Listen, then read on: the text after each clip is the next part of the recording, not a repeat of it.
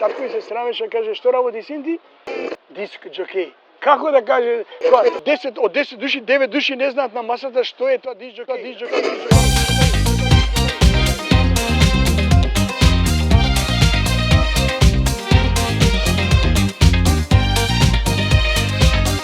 Години од диско селектор и 54 во кариерата диџеј или диск джокей во ваше време и новинар.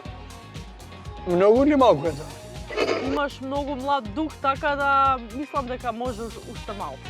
Не е толку малку. Чуте, господели, па не може уште малку додека те држи глас, умот, додека имаш инспирација, желба да го работиш оно што си го работил. Ја и денеска среќавам луѓе кои може нема препознаат по лик. Ликот се менува, но гласот ми останува веројатно доволно од такси да кажеш кај одиш. И сваќаш дека имаш некаква мисија која треба да е со време, тие 50 години се усовршуваш, учиш, читаш, сознаваш.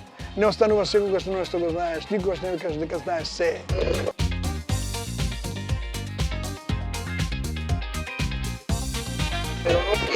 Беше мотел Долгневест.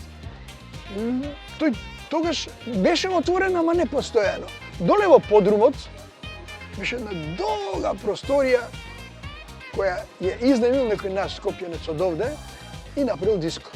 И јас и мојот пријател ме ангажираше да работиме во таа дискотека. Доле под масата имаше една талпа, дрвена даска.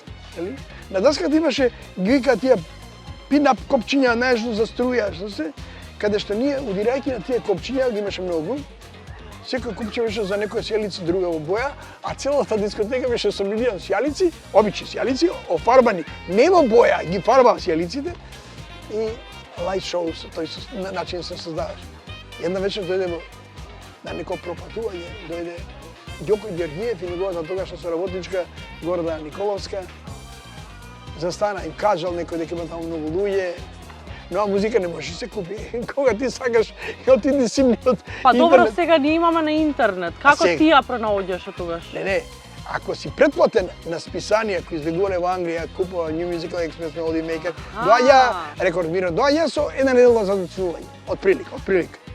Во некои други времења подоцна, во 80-ти години веќе, тоа беше некако полесно, бидејќи имав многу наши луѓе кои живеева во Лондон и бидејќи, например, Рекорд Мир, кој објавуваше англиската топ-листа, излегуваше во вторник. Моја пријателка во Лондон го купува Рекорд Мир, веднаш ми го праќа мене, значи јас да го добијам до недела, а таа оди во продавница и ги купува, бидејќи ја го имам вестникот, ми се јавува по телефон од Лондон и јас да не губиме време, да не губиме тече, отчукува часовникот, нели не е пешчен. И викам, број 3, 5, 7, они ги заокружува и го има и она списанието. Оди утре ги купува тие на плочи во продавница и ги праќа и веќе идната недела ја ги имам и ги пуштам на радио. Да, тоа чудни времења, неповторливи се денеска се вие на дофат, на рака, нема интерес, не е убаво. Првата емисија ја водеше Димитар Чемков, не јас, по Павлов.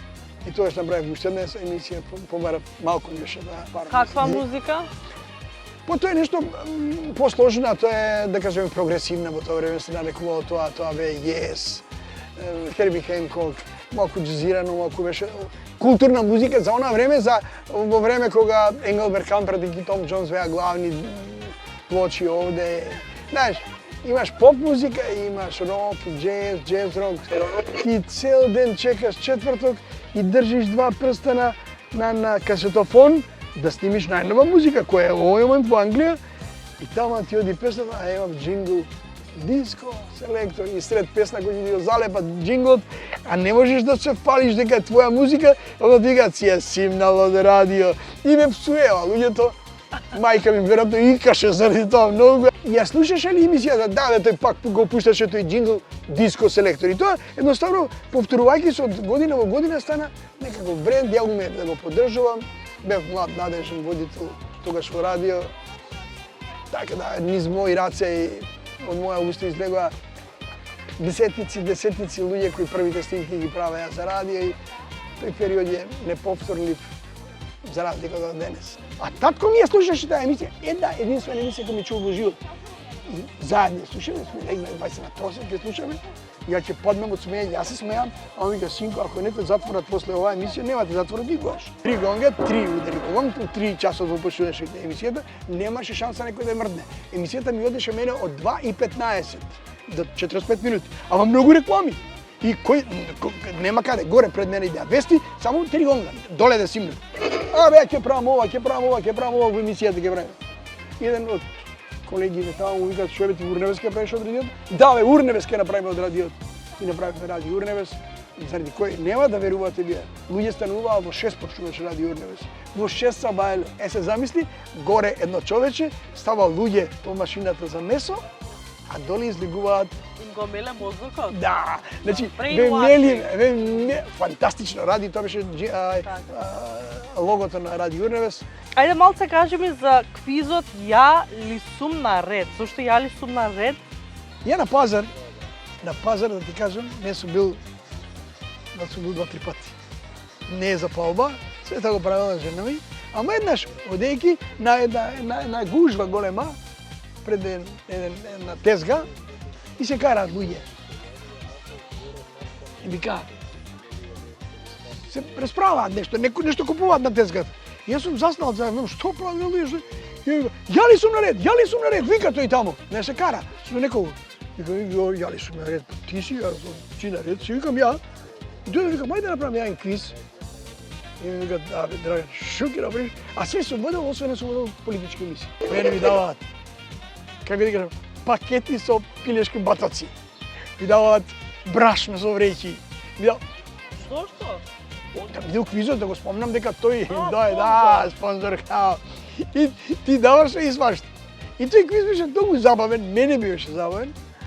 Има пријатели кои има продавници за бела техника. И еден од тие пријатели ми дава фрижидер. Супер. Овој голем. Мојот главен и одговорен уредник во тоа време, покоен поет Ристо Јачев, го гледа фрижидерот дека Драган ме гревате да го даеш. Дај нашиот фрижидер у канцеларија, што има тука пијал речеме, дај нови е и тој, кажи го, зачисти да го дај бе тој, ој, гревате да го даеш. Ја ми викам, јас сум човек, сум ветил дека ќе го дадам и ќе го дадам. Квиз, во кој што има загадка криминална. Ама така направена загадка, да ја, ако не ја запишам, јас не можам да решам. Ора да ја запишам, да ми лако подеш. И тече тоа, се уаца, нема да веруваш, стотици луѓе се уваат, телефонски во живо, еден врз друг, еден по друг, нема сапирање.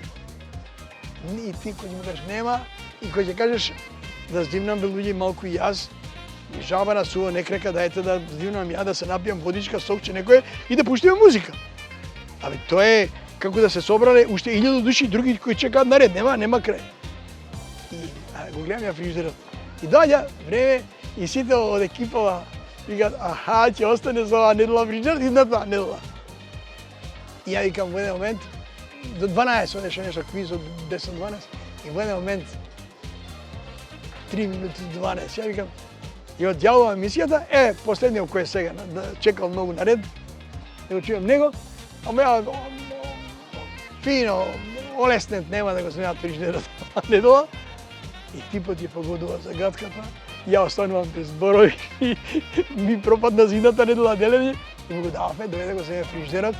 Тоа беше квиз кој мене ме помнеше секако, ми даваше обврска да барам спонзори. Не беше многу тешко се наоѓаат, ама ме исполнуваше затоа што се забавував заедно со целиот екипаж. Диско селектор беше емисија во која ужива и јадници луѓе во неа. Таа беше едукативна, информативна, забава, во секој поглед. Но таа представуваше само нови албуми. Едно време представуваше најнови хитови, но кога работата се смири, кога почнав да се отвара дигитално и се тоа, мораше се вратам кон стариот концепт да представувам музика која не може лесно да се набави, затоа што немаше време да седиш на YouTube. Немаш време, имаш други обврски, ти како обичен човек, слушател, а јас сум тој кој треба за тебе да го наоѓа и да ти го представи, кога влегувате во библиотека. Имате се вакви еротски книги и вакви, ама вие одите, го земете тоа што вас ви интересира. Јас на тој простор кој ми го дале, јас правам она што Мене ви интересира, ќе ви интересира вас. Не мора да слушате друго. Што се подкастите? Радио со слика. Стави камера и имаш, значи, радиото е тоа кој е основата. На телевизија не може да ги ставам нозете во леген. А во радио можем да ги држам и да ги ладам нозете во леген, никој тоа не го гледа. Диск джокей, тој е јавач на дискови. Тој е диск джокей. А овие го скратија бидејќи поедноставно во Америка све е во кратенка, диџеј. Вака не значи ништо.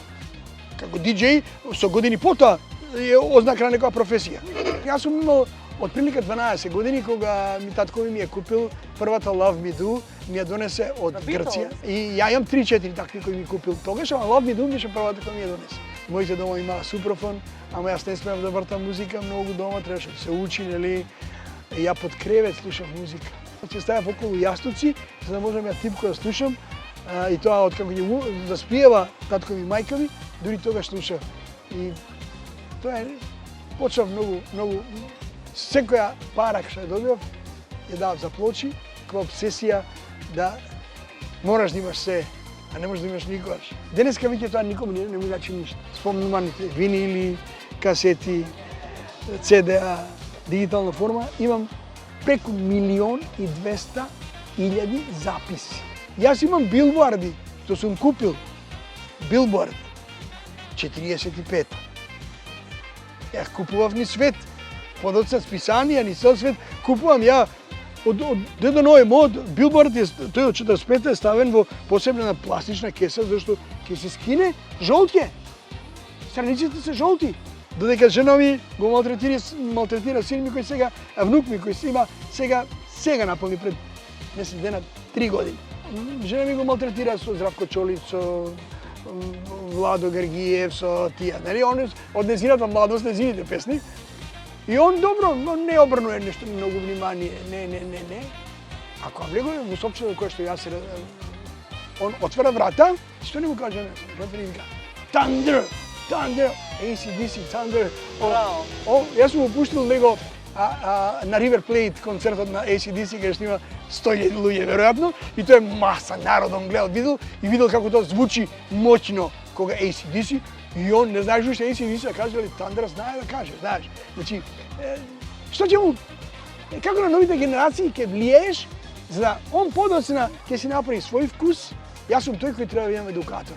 Кажи ми, што би им порачал на младите генерации кои што имаат се, но немаат ништо? Би покажал дека култура не е маргинално нешто. Дека култура е наследно и се учи, а го надоврзуваш. Ако дома твоите не те едуцираат, за да можеш да се снајдеш во некој идно време, кој бргу ќе дојде. Децата растат многу бргу, но никако да се ослободиш ти дома, да си ги вршиш домашните работи, а малецко да плаче ти тукни му го мобилниот. Не. Ништо не си направила со тоа, само си го расипала детето. Дај му, еве, како јас, кажи му Thunder, пушти му, кажи му нешто што е светски познато, на што доаѓаат 100.000 луѓе да го видат, ама на едно место доаѓаат 1.000.000 кога трае турнејата. Значи, дај му некои други вредности што може и утре се веќе постулати на една култура, светска култура, ќе можат и тој да се надгради на нив. Ние си ја имаме таа мака, не знам дали некојаш ќе ја тргнеме, не сме самосвесни, не си веруваме сами себе, треба да си веруваш, знаеш.